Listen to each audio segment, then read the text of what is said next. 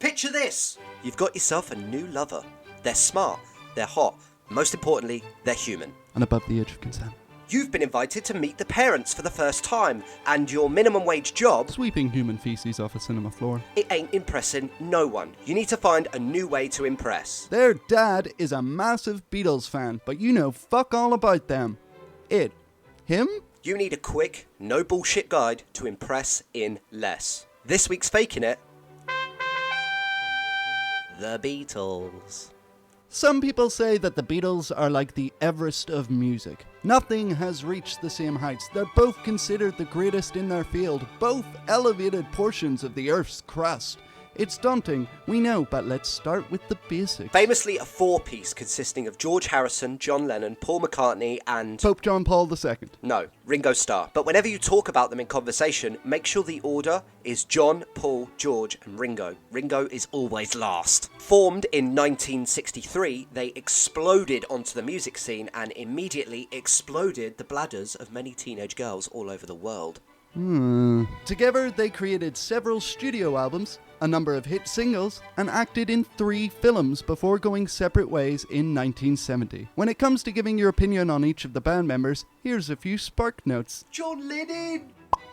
Harry Potter enthusiast, heroin madman, and UK ambassador for Japan, John is pretty much your head honcho. He's the big daddy, the very large Mac. He plays guitar, piano, sings, and is one of the main songwriters in the band, along with... Paul McCartney! Who's from Birmingham all of a sudden? Doughy-eyed bossy boots Paul plays the piano, bass, guitar, mandolin and could probably play your mum like a fiddle. He's the real leader. You'll meet Beatles fans who will disagree with this. They're wrong. Do not waste your newfound knowledge on those mouth-breathing polophobes, or polophiles. Polophobes. Go with polophobes. George Harrison. The quiet one. Funny, dry, and artistically suppressed enough that he grew a mustache just to be individual. Until they all grew one. He played the sitar, like a git. If you meet a real Beatles fan, make note. Talk about George Harrison. They'll be expecting Paul or John, and let's face it, you're definitely not going to talk about... Ringo Starr.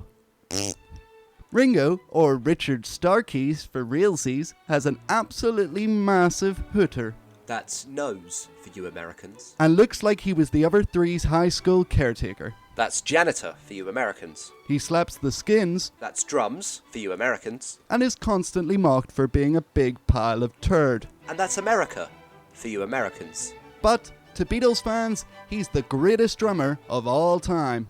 Do not forget this. He never played the same fill twice. He also looks like my dad, so if you want to bring that up, that's useful. Let's talk albums. Please Please Me. Please Please Me, the Beatles' debut album, consisting mainly of covers, is a purely pleasing pressing. You can listen to I Saw Her Standing There and Do You Want to Know a Secret? Everyone will know these. Oh, and listen to Boys. Boys is a bop. In conversation, you can say, too many covers, if you ask me. Or if you really want to take a stance, you say, it's a suffocation of their true talents. They'll do just nicely. With the Beatles. Featuring a half-assed attempt at roll over Beethoven. What the fuck? You suck off Jeff Lynne's fucking... And lyrics such as I'm so sad and lonely, you won't spend a lot of time talking about with the Beatles. But remember, it's always good to admit not knowing some things. It's a good tactic to flatter a big ego. Only true Beatles fans will talk about this album, so if you find yourself in conversation about it, try saying, is that the one with all my lovin'?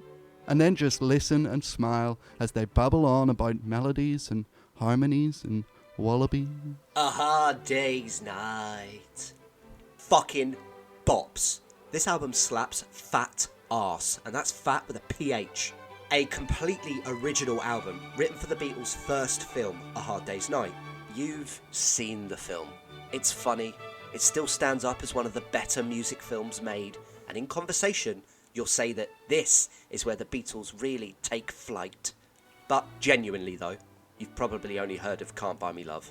Fat arse. Beatles for sale. Your strange cousin who always wears black is round and yet again wants to talk about her favourite drearfest of a Beatles album. With such hits as I'm a Loser and I Don't Want to Spoil the Party, this album is a moody, wet sock.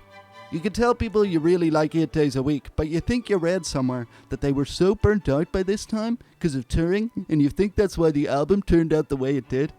And people will nod because you're a fucking legend. Help! That's our next album. It's not a cry for attention. As you'd expect with a band that's so acclaimed as the Beatles, this album slaps. Full of hits. A Beatles fan will 100% want to talk about Help. So, listen to Yesterday, Ticket to Ride and Help if you can.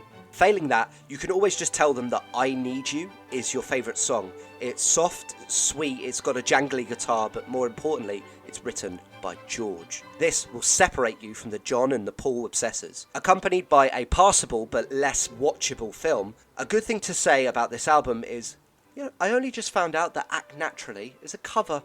They'll practically be foaming at the mouth, you rabid wildebeest. Rubber soul. Okay, so you find yourself in a dimly lit room at a house party with a colourful coffee table in the middle, and by colourful, it's a sprinkle of white and green and blue.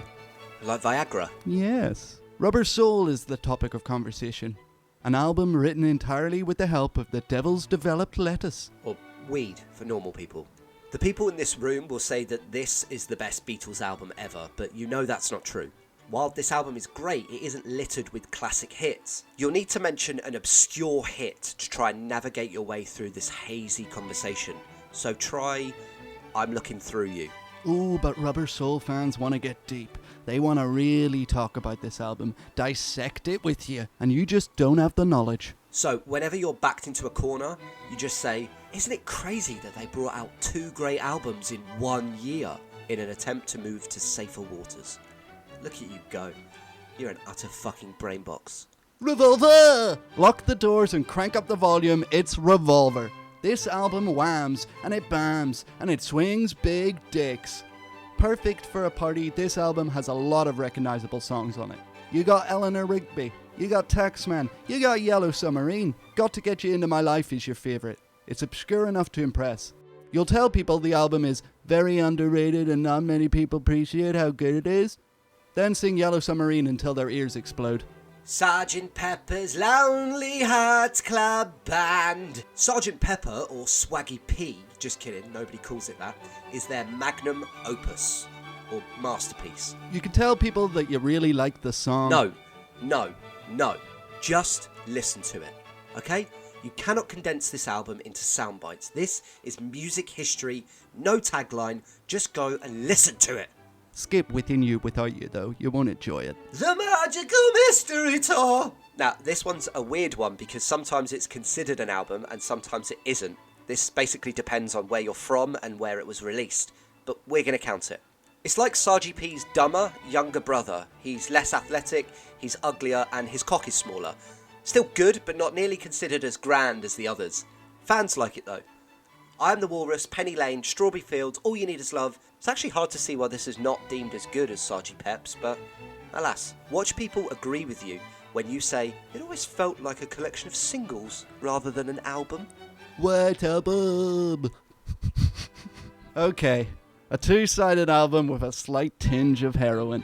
This is a monster album. This is all 4 of the Beatles at their peak, but not necessarily together.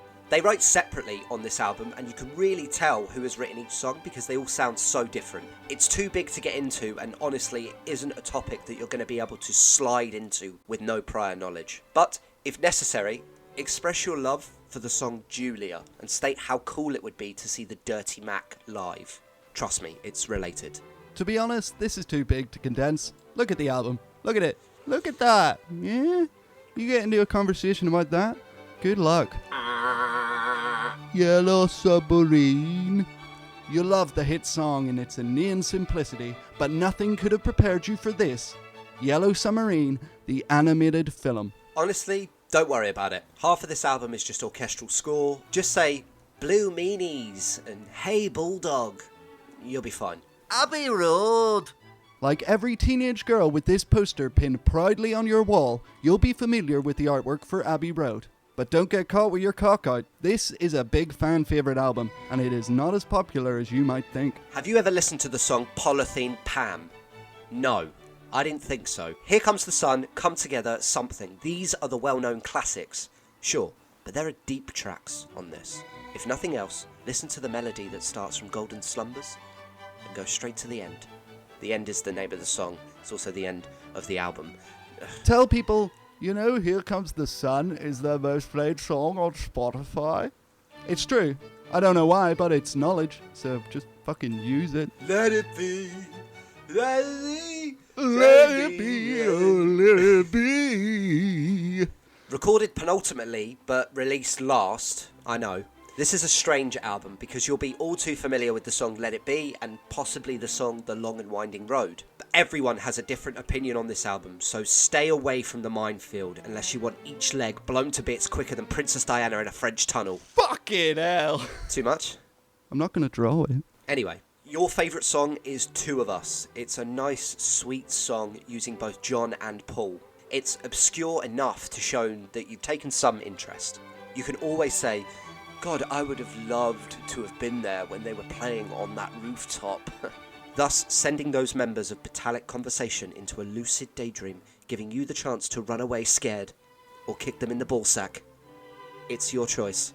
So there's the albums. There's a lot of singles that didn't go on the albums. You'll be familiar with many. Hey Jude, Day Tripper, Ballad of John and Yoko. They're all big names. But when it comes to singles, express your love for the song Rain, and how Paul McCartney has a chipped tooth in the music videos.